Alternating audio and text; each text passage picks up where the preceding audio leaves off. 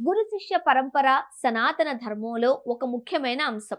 ఒక్కొక్కసారి గొప్ప గురువుకు మంచి శిష్యులు దొరకరు. అటు ఉత్సాహవంతులైన శిష్యులు ఉన్నా గురువు దొరకకపోవచ్చు. వారిద్దరికీ ప్రకృతిలో, ఆలోచనల్లో తేడాలు ఉండవచ్చు. కొద్ది ఉదాహరణల్లో శిష్యులు ఎంత గొప్పవారుగా తేలుతారంటే వారి గురువుల పేర్లు ప్రజలకు తెలియవు. శిష్యుల పేర్లే తెలుస్తాయి. ఆది శంకరాచార్యుల వారి పేరు చాలా మందికి తెలుసు. వారి గురువు గోవింద భగవత్పాదులు అని ఎంతమందికి తెలుసు? త్యాగరాజు వారి గురువు సొంటి వెంకటరమణయ్య అని ఎందరికి తెలుసు? అద్భుత రాజకీయ నీతిజ్ఞుడు అటల్ బిహారీ వాజ్పేయి గురువు ఎవరికైనా తెలుసా? ఏ రంగంలోనైనా ఎవరి ప్రతిభను బట్టి వారు రాణిస్తారు. తమ మేధ, అనుభవం, జీవితాన్ని పరిశీలించిన విధానాన్ని బట్టి వారి ప్రతిభ బయటకొస్తుంది. గురు శిష్యులకు ఒకే రకమైన పోటీ పెడితే తెలుస్తుంది ఎవరి ప్రతిభ ఏంటో. నందమూరి తారక రామారావు మీద అభిమానంతో కాంగ్రెస్ పాలనలో తెలంగాణకు జరుగుతున్న అన్యాయాల పరంపరతో విసిగి కేసీఆర్ 1982లో తెలుగుదేశం పార్టీలో చేరారు. జాతీయ పార్టీలకు రాష్ట్రాల గురించిన అవగాహన పూర్తిగా ఉండదు అని, ప్రాంతీయ పార్టీ అయితే ప్రజల అవసరాలు త్వరగా గుర్తించడం, తీర్చడం జరుగుతుంది అని ఆయన భావించారు. 10 ఏళ్ల తరువాత తెలుగుదేశం పార్టీలో ఎన్టీఆర్ను దించి ముఖ్యమంత్రి పదవి ఆక్రమించిన చంద్రబాబు నాయుడు పార్టీలో కేసీఆర్ ఉండిపోవాల్సి వచ్చింది. అయితే చాలా నిజాయితీగా పార్టీ కోసం జన్మభూమి, ప్రజల వద్దకు పాలన వంటి పథకాలను రూపొందించి చంద్రబాబుకు సహాయం చేశారు. అయితే తరచుగా కేసీఆర్ తన శిష్యుడు అని చెప్పుకోవడం చంద్రబాబుకు అలవాటు. చరిత్రలో విచిత్రమైన విషయాలు జరుగుతాయి. తెలంగాణ అన్న పదాన్ని అసెంబ్లీలో ఉచ్చరించకుండా నిషేధించిన చంద్రబాబు అహంకారాన్ని, తెలంగాణకు అప్రతిహతంగా జరుగుతున్న అన్యాయాన్ని చూసి అవినీతిపరుడైన చంద్రబాబు పార్టీని వదిలి కేవలం తెలంగాణ ప్రజల కోసం మరో పార్టీని స్థాపించి 14 ఏళ్లు పోరాడి తెలంగాణ రాష్ట్రాన్ని సాధించారు కేసీఆర్.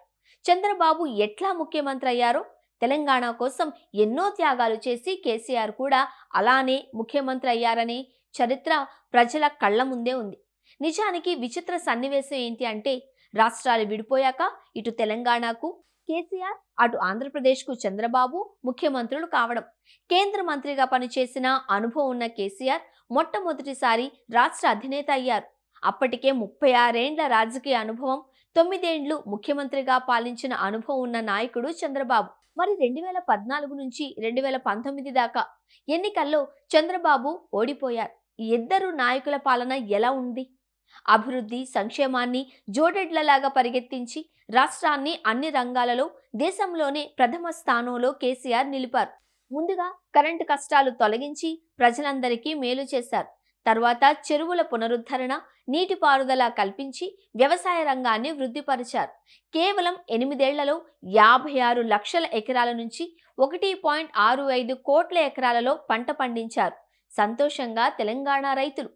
విద్యారంగంలో దాదాపు 1200 గురుకులాల స్థాపన, వైద్య రంగంలో ఆసుపత్రులను పటిష్టం చేయడం, కేసీఆర్ కిట్ వంటి పథకాలు సామాన్యుడికి ఊరటనిచ్చాయి. ముసలివారికి పింఛన్లు, ఆడపిల్ల పెండ్లికి కళ్యాణ లక్ష్మి వంటి పథకాలే కాకుండా అవసరమైన నిర్మాణాలు రికార్డు సమయంలో పూర్తి చేశారు. 720 కోట్లతో సచివాలయ భవనం, జిల్లాలో కలెక్టరేట్లు, పార్కులు, వైకుంఠ ధామాలు, బీదవారికి విద్యాదానం, డబుల్ బెడ్రూమ్ ఇళ్లు, దళిత బంధు, బీసీ బంధు వంటి పథకాలు అమలుపరిచారు. కుల, మత భేదాలు లేకుండా సనాతన ధర్మంలో చెప్పిన సమానత్వాన్ని పాటించిన నేత కేసీఆర్. ఇక చంద్రబాబు 5 ఏండ్లలో ఒక రాజధానికి కావాల్సిన శాసనసభ భవనం కానీ, హైకోర్టు కానీ నిర్మించలేకపోయారు. సింగపూర్ నుంచి రాజమౌళి దాకా రకరకాల పేర్లు రంగప్రవేశం చేశాయి. కానీ ఒక్క నిర్మాణము పూర్తి కాలేదు. ప్రజలకు ప్రమాణం చేసిన ఉద్యోగ కల్పన పూర్తి కాలేదు.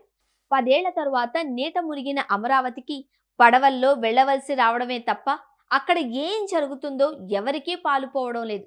జగన్ ప్రతిపాదించిన వికేంద్రీకరణ, 3 రాజధానులు ముందుకు వెళ్లకుండా 5 ఏండ్లు కేసుల మీద కేసులు వేసి ఆయన ఉత్సాహాన్ని నీరుగార్చారు. చివరకు విడిపోయి 10 ఏళ్లైనా ఆంధ్రప్రదేశ్కు రాజధాని మటుకు ఏర్పడలేదు. ఇది ఎవరి పాపం? ఆంధ్ర ప్రజలకు ఇంకో అపోహ కూడా ఉంది. అది తొలగిపోవాలి. వారి నాయకులు ఆంధ్ర నుంచి నిధులు తెచ్చి హైదరాబాద్ను అభివృద్ధి చేశారు అని మేధావులు అనుకునే వాళ్ళు కూడా మాట్లాడతారు. నిజానికి హైదరాబాద్లో తెలంగాణ నిధులతో ఆంధ్ర నాయకులు, వ్యాపారస్తులు కోటీశ్వర్లయ్యారు. అంతేగాని తెలంగాణకు వారు చేసిందేమీ లేదు. హైదరాబాద్ నగరం 400 ఏండ్ల నుంచి ప్రపంచంలోనే 5వ అద్భుత నగరంగా ఉంది. పైగా ఉమ్మడి రాష్ట్ర ఆదాయం చూసినా ఈ విషయం అర్థమవుతుంది.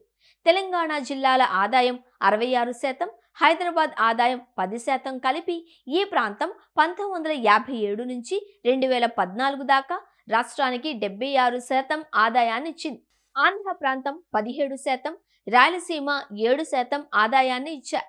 ఇవన్నీ ప్రభుత్వ లెక్కలే. మరి ఎవరి సొమ్ము ఎవరు తిన్నారు? ఆంధ్ర ప్రజలు వారి నాయకులను అడగాల్సిన ప్రశ్న ఇది. 27.5 ఏండ్లు రాయలసీమ ప్రాంతం వారు, 24.5 ఏండ్లు ఆంధ్ర ప్రాంతం వారు ముఖ్యమంత్రులుగా ఉన్న ఉమ్మడి ఆంధ్రప్రదేశ్లో ఆ రెండు ప్రాంతాల నగరాలను ఎందుకు హైదరాబాద్ లాగా తయారు చేయలేదు అని, ఈ ఆదాయం అంతా ఏమైంది అని. ఇక ఇప్పుడు ఆంధ్ర రాజధాని విషయానికొస్తే చంద్రబాబు ఆలోచనలు వేరుగా ఉండవచ్చు. 46 ఏండ్ల అనుభవంతో కేసీఆర్ను మించిన అద్భుతాలు చేయవచ్చు.